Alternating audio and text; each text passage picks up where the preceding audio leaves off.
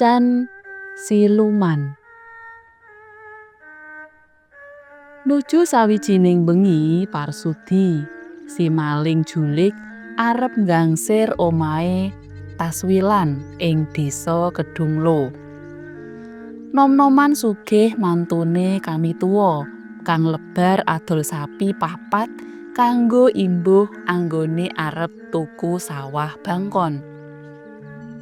Awane mau omahe Taswilan wis ditelik tekliwere.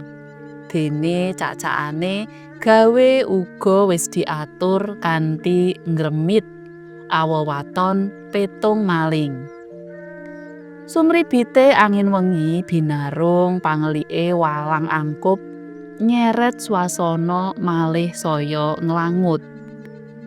Sirep kang wis dipasang wayah bedhug siji mau kaya aber dayane. Wong-wong jaga dalu anggone rondo tek-tek lagi wae mungkur. Parsudi nuli gageyan njruntul nyedhaki omahe Taswilan sumedya nyukil jendela. Nanging kedadak bayi anake Taswilan nangis mir-mir ngres-resi nganti marambah-rambah. Kamangka ora mriyang utawa kembung kanginan. Ing batin Parsudi misuh-misuh. Mula dheweke terus alian enggon ning dadah cedhak punden Mbah Syekh. Ujaring kandha biyen-biyene minangka papan paleremane Syekh Malaya. Ing ujub ngranti sirepe bayi kang lagi beka. "Mas, nggonmu maling kuwi leren ana. Aku isin nek dong blonjo tangga teparu kuwi lho.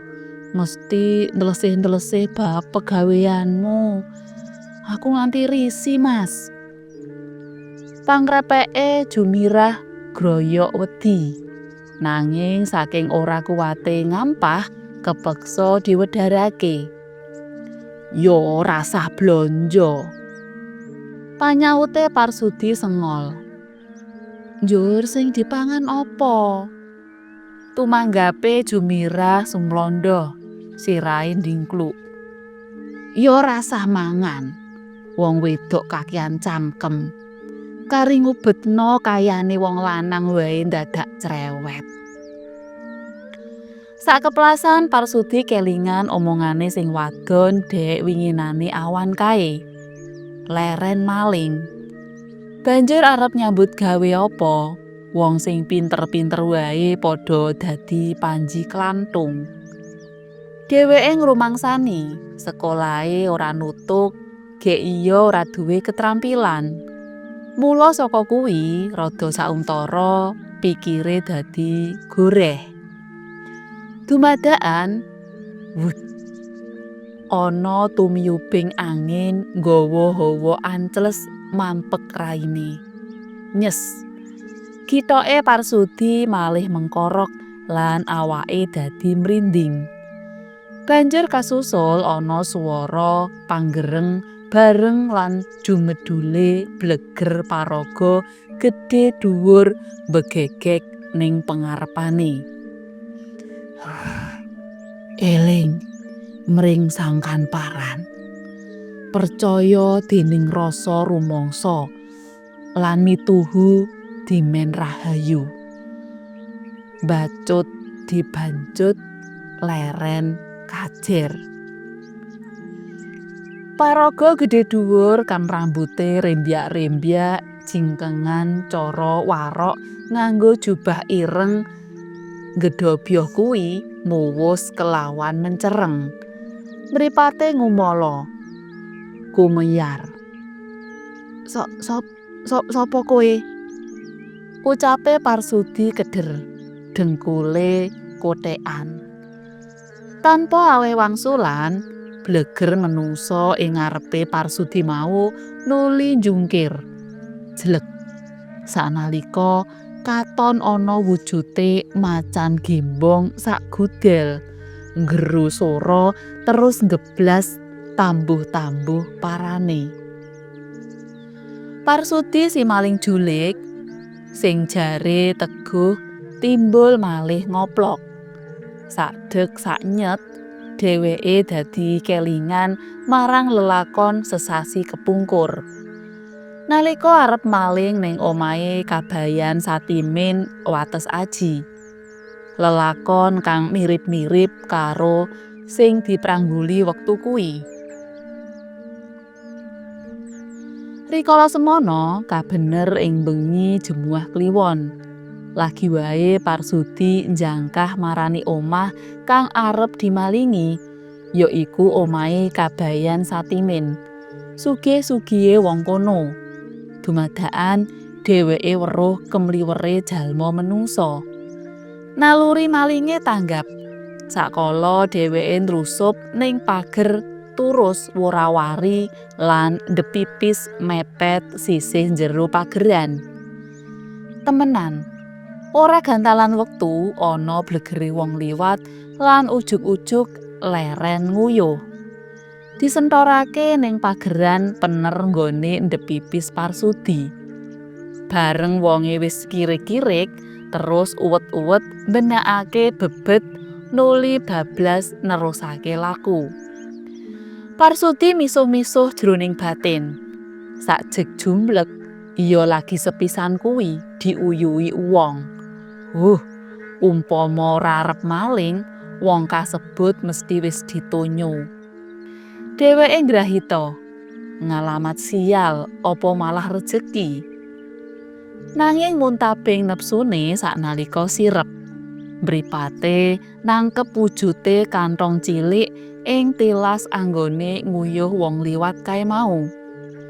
Menawa barang kuwi kok tiba nalika sing duwe lagi mbenekake bebet saklebare nguyuh. Mula saka kuwi kantong cilik kasebut gageyan dijupuk. Sakwise koloran kantong dibuka lan disorot sentolop cilik, isine priasan emas, kalung, gelang, kroncong, cunduk, suweng, peniti renteng lan sapanunggalane. Saking banget senenge Parsudi terus balik klepat mulih. Tekan omah kang dientro arep pamer marang sing wadon oleh nemu rejeki nomplok.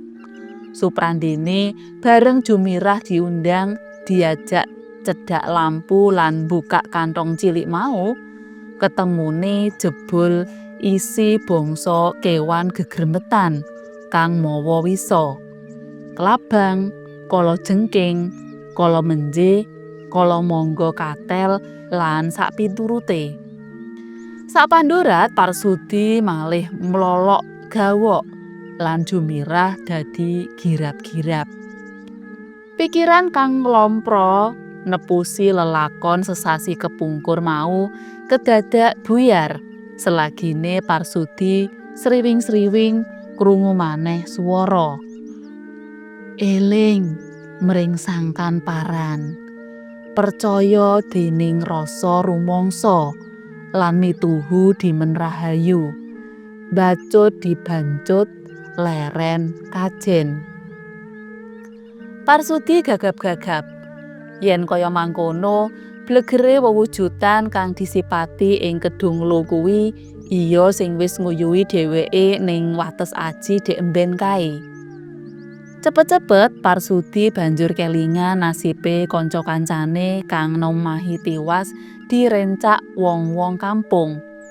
Kang tundhone padha sakala Parsudi eling marang Kang Murbeng gesang lan mertobat.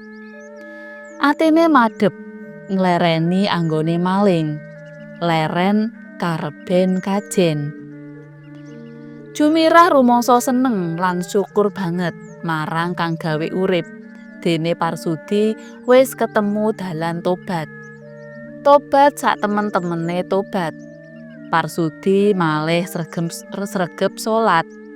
Jumirah terus gawang-gawang kelingan pait getiring lelakon anggone bebojoan lawan Marsudi. Jumirah sipat wadon kang gampang ulap dening gebyar lan gampang nglumpuk dening panglembuk. Jumirah katemahan dadi tanpa daya déning japa mantra sarta reruba. Ora ngertine jebul Parsudi wong lanang kang dadi pilihaning atine kuwi sak temene maling. Ambak ngono dheweke kaya kinancing uwange yen arep elik-elik. Ngelekake laku sasare sing lanang. Jum, bojomu kuwi ketoke kok ora nate buruh-buruh ning Tegal, sawah, utawa dadi tukang batu apa tukang kayu. Kamangka ya ora dagang kulak. Ning dhuwitmu kok akeh. Nek blonjo brabreh.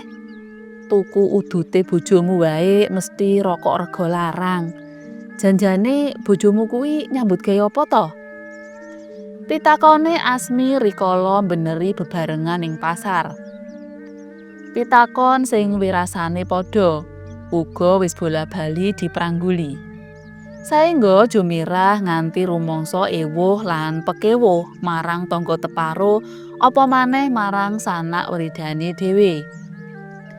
Sapandura Jumirah kaya blangkemen, angel ngomong, ewuhaya anggone arep gawe ukara. Pepuntone pitakon-pitakon kang mangkono mau banjur dijawab sak kena-kenane. Dikandhakake jare Parsudi botoh main sing pendak kala mangsa entuk uleman main gedhen ning kono-kono.